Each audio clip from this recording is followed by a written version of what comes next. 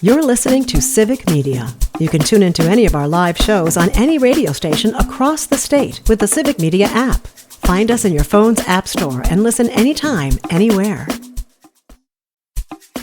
This is your WGBW Daily News Roundup for the Talk of Green Bay, 97.9 FM and 1590 AM. For 97.9 WGBW News, I'm Lisa Hale. There is some good news for Cellcom customers following that nearly 2-week voice and text outage in May. The company announced last week it would adjust users' invoices to compensate for the outage. The adjustment will appear on July bills. Eligible customers will also be able to activate a, quote, double the downtime offer to receive a second bill adjustment. The outage was caused by a cyber incident. The city of Green Bay kicked off Pride Month with a community-wide celebration Sunday. The event featured a Pride flag-raising ceremony and a resource fair at Light Park in downtown Green Bay. Green Bay Mayor Eric Genrich said the city has ignored the LGBTQ+ community for years, but now Green Bay is considered a city of support. As some of you might know, when I was elected, our score on the Municipal Equality Index, which is something that the Human Rights Campaign puts together, was a pretty lowly 28. Now we are very proud to be able to say that we have 100, a perfect score here in the city of Green Bay. About a dozen exhibitors showcased to the hundreds of people attending the local organizations that provide support, services, and resources to the LGBTQ+ community and its allies. Green Bay wasn't alone in raising the Pride flag. It's also flying above the state capitol. Savannah Tomei-Olson reports. This is the 7th year the Pride flag has flown at the state capitol. Governor Tony Evers got emotional during the flag-raising ceremony. They pretended trans and queer folks weren't there at Stonewall in June of '69. I'll be with you in a minute. They told trans folks and veterans willing to fight and die for our freedom and theirs that their patriotism is not wanted and never mattered. The Pride flag has flown at the state capitol every June since 2019. Meanwhile, some Republicans have written a bill that would end that tradition. If passed, government buildings and schools would only be allowed to fly the American flag and the Wisconsin flag. The bill's author, Representative Jerry O'Connell from Fond du Lac, says it would, quote, lower divisiveness, end quote. The bill was introduced in the Assembly, and it's currently in the Rules Committee. For Civic Media News, I'm Savannah Tomei-Olson. Brown County officials announced some good news where the coal pile drama in downtown Green Bay is concerned late Friday.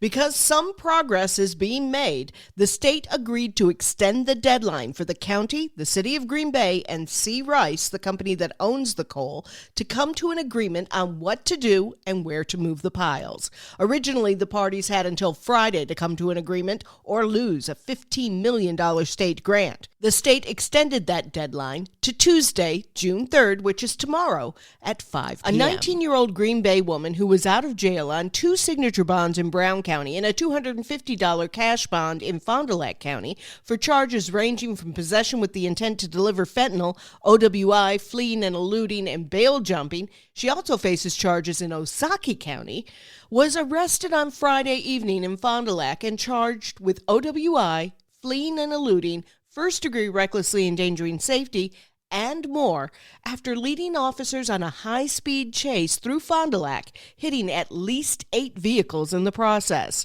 One hit SUV caught fire near North Main and Division. The driver continued before stopping her vehicle as it, too, caught fire.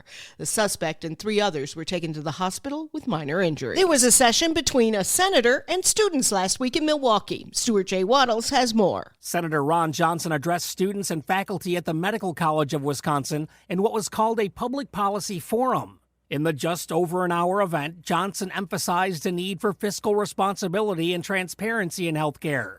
The senator talked about his own experience at Children's Hospital and told a story about his daughter getting life-saving treatment. Johnson called for reforms to Medicaid, arguing that current policies risk the program's sustainability. There's been some movement in court for Judge Hannah Dugan's case. Joanne Krulatz has more. Attorneys for the Milwaukee County judge charged with interfering with immigration agents say she is immune from prosecution.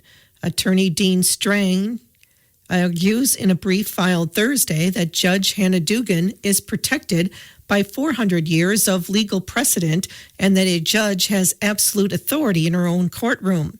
The brief states that Dugan's arrest by the FBI is a federal overreach and a violation of the 10th Amendment, which lays out states' rights to their own governance.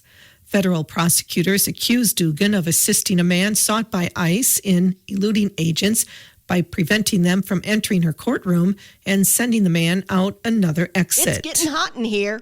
Summer weather is about to strike. Meteorologist Brittany Merlot explains how hot it's about to feel. Average temperatures in the month of May in Wisconsin start around 60 degrees, and by the end of the month, wind up slightly above 70. However, the jet stream is lifting north into Canada, and it's bringing the warm southern air with it. This means not only will the air temperatures rise well above normal, but the humidity is tagging along too. Dew point temperatures. Well, the best way to describe them is to think of it as the moisture in the air. 50s feels fine, 60s is starting to get sticky, and 70s is uncomfortable.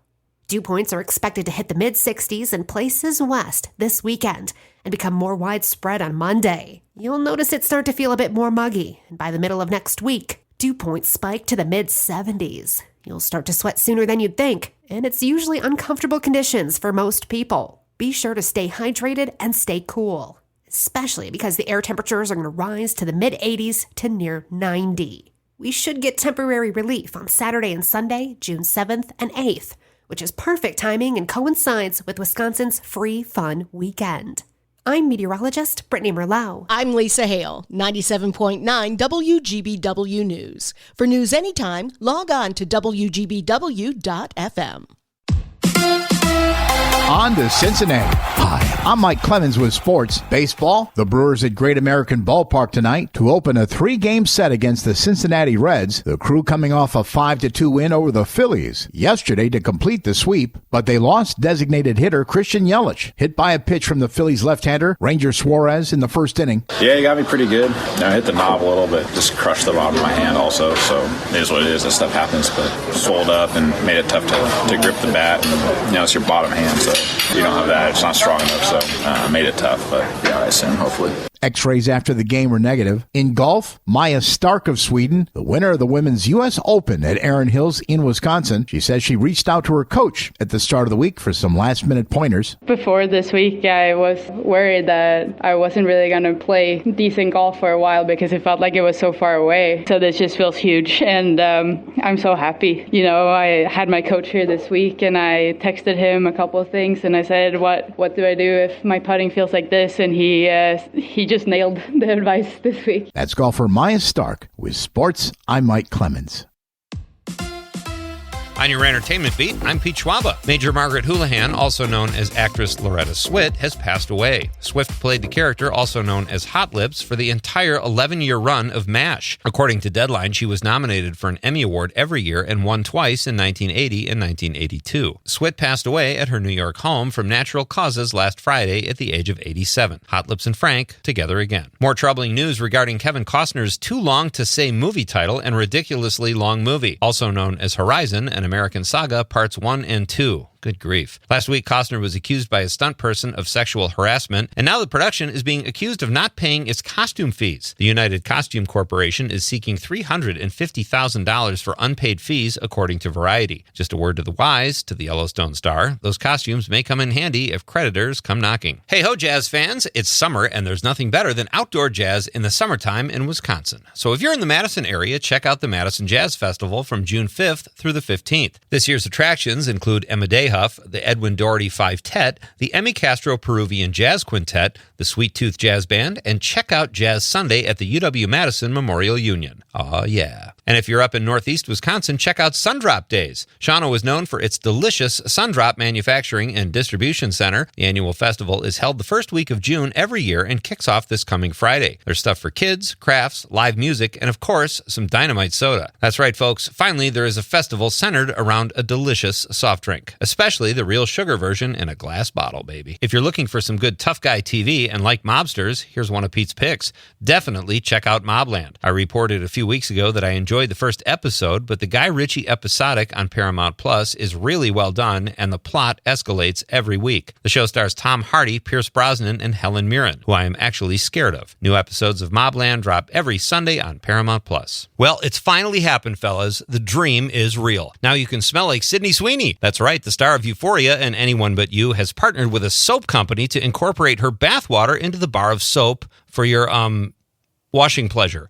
I don't mean to sound like a cynic, but I don't think guys are buying that soap so they can smell like Sydney Sweeney's bathwater. I think they are buying it to, well, tune into Nightlight tonight and find out. For more showbiz fun, tune into Nightlight with me, Pete Schwaba, weeknights from 6 to 8 p.m. on the Civic Media Radio Network. We are going to have more of that smoky haze from those Canadian wildfires up there today. Otherwise, partly cloudy with a high in the low 80s this afternoon. Tonight, down to 65. Tomorrow and tomorrow night, some scattered showers, thunderstorms, and heavy rain with a high tomorrow in the upper 70s. I'm meteorologist Sean Cable. Current temp 62.